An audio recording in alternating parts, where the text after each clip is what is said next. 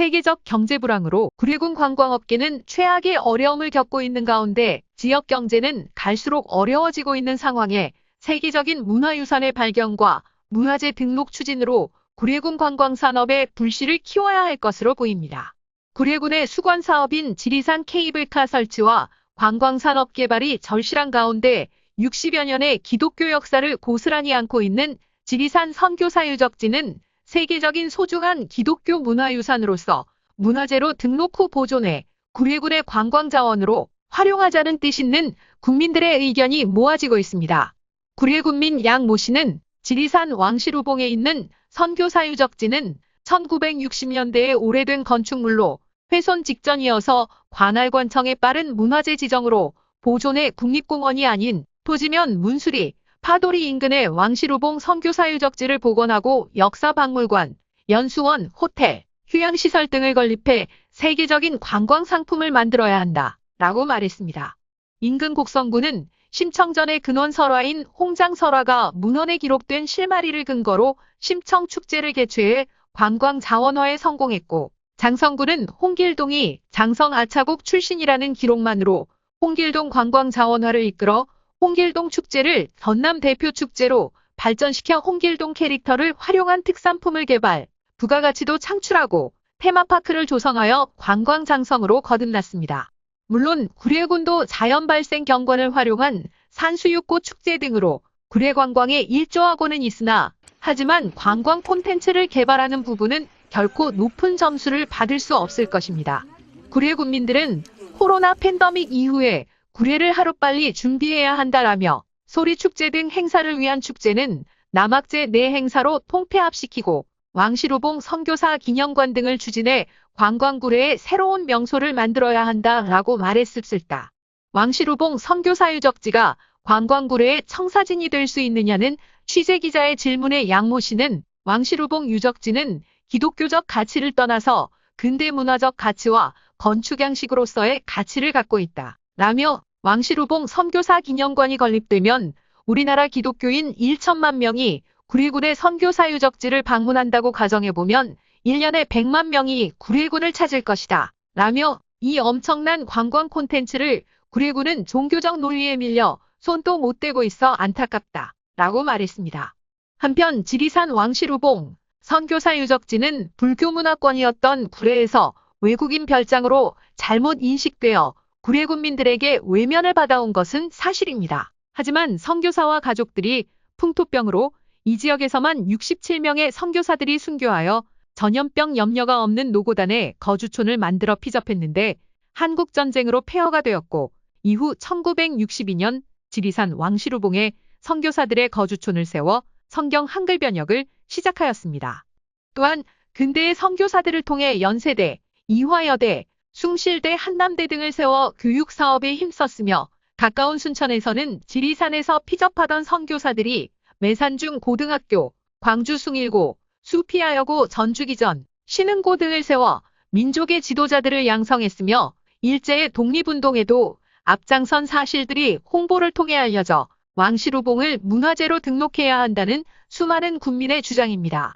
사단법인 왕시루봉 선교사 유적지 보존연합 소강석 이사장은 유적지가 등록문화재로 지정되면 구례군 토지면 일대 국립공원 외 지역에 선교사 기념관 건립을 계획하고 있는데 현실은 전혀 다른 방향으로 가고 있다는 입장입니다. 오정희 사단법인 지리산 선교사 유적지 보존협회 공동대표입니다.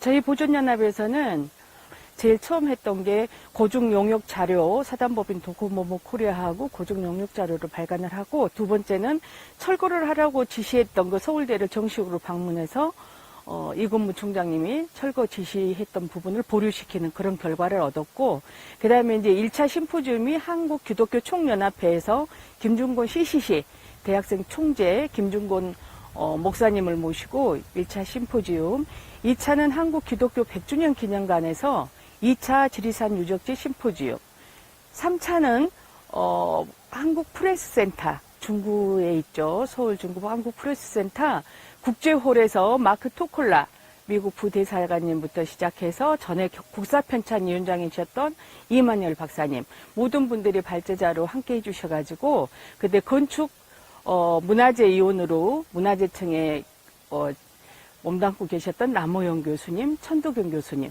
모두 발제자로 참여해 주셔서 성황리에 그때 프리센터 국제홀에서 심포지움을 개최했고요. 그 다음에 네 번째 심포지움은 연세대학교 세미나실에서 총리하셨던 정운찬 총리님도 스코필드 선교사님하고 양아들 관계로 굉장히 그 은혜를 많이 입었던 분이기 때문에 그때 또 참여해 주셔서 저희가 4차 심포지움까지 연세대에서 할 수 있었습니다. 일반 시민단체 내셔널 트러스트에서 이곳만은 지키자 그 공모전이 있었습니다. 거기에 저희가 참여를 해서 근대문화재 분과위원장이셨던 윤인석 교수님이 왕시루봉 유적지에 식사를 오셨어요.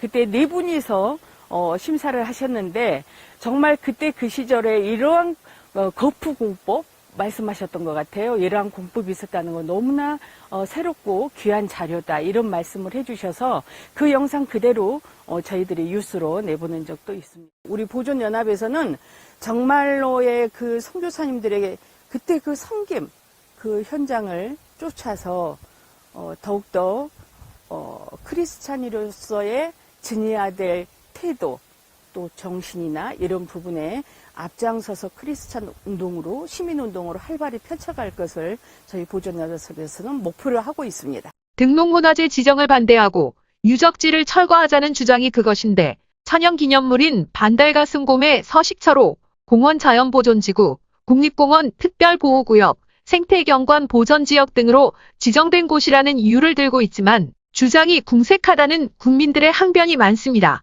구례군민 김모 씨는 국립공원 내에 건물을 신축하고 개발하자는 것이 아니고 문화재로 지정해서 법의 테두리 안에서 자연경관과 조화롭게 보존하자는 것인데 국립공원 구역이라는 이유로 유적지를 철거하자는 주장은 반대로 지리산 국립공원 내의 많은 남자를 같이 철거해야 한다는 논리와 상충한다라고 목소리를 높였습니다. 또한 김모 씨는 유적지가 기독교적 가치나 선교 역사적 의미도 중요하지만 구례 지역사회의 소중한 관광자원으로서의 가치를 등한시한 점은 없는지 구례 군민들은 냉철하게 판단해야 한다 라고 말했습니다. 왕시루봉 유적지를 취재하면서 본 기자는 종교적인 관점에서의 결과물을 경계해왔습니다. 구례군 관광 발전을 위해서 선교사유적지의 가치를 조명하고 구례 군민들의 의지를 가감없이 취재하고 싶었기 때문입니다. 하지만 인터뷰를 진행하면서 국민들의 의지와 상관없이 소수의 힘에 의한 반대가 존재함을 느낄 수 있어 아쉬움을 남겼습니다. 구례일보에서는 앞으로도 계속해서 지리산 왕시루봉 선교사유적지 문제를 심층 취재해 구례 군민에게 알릴 계획입니다. 취재해 구례일보 신명철 기자였습니다.